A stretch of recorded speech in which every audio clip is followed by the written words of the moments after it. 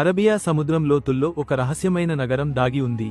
ప్రాచీన గ్రంథాలు దీనిని శ్రీకృష్ణుని స్వర్ణనగరం ద్వారకగా వర్ణిస్తాయి. ఈ నగరంలో 70,000 భవనాలు ఉండేవి. ఇవి బంగారంతో రత్నాలతో అలంకరించబడ్డాయి. ద్వారక ఒక సాధారణ నగరం కాదు, ఇది ఆధునిక పట్టణ ప్రణాళికకు అద్భుతమైన నిదర్శనం. ఈ నగరంలో ఉన్న సాంకేతికత రహదారులు, నీటి నిర్వహణ వ్యవస్థలను ప్రత్యేకంగా నిలబెట్టింది. మహాభారతం ప్రకారం శ్రీకృష్ణుని భూమి విడిచిన తర్వాత సముద్రం ఈ నగరాన్ని ముంచేసింది. చాలా కాలం పాటు ఇది కేవలం ఒక పురాణంగా భావించబడింది.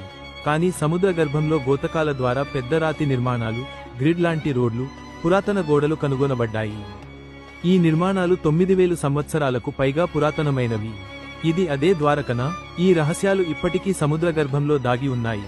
ప్రతి పరిశోధన ఈ ప్రశ్నకు సమాధానం అందించేందుకు ఒక అడుగు దగ్గరగా తీసుకెళ్తుంది.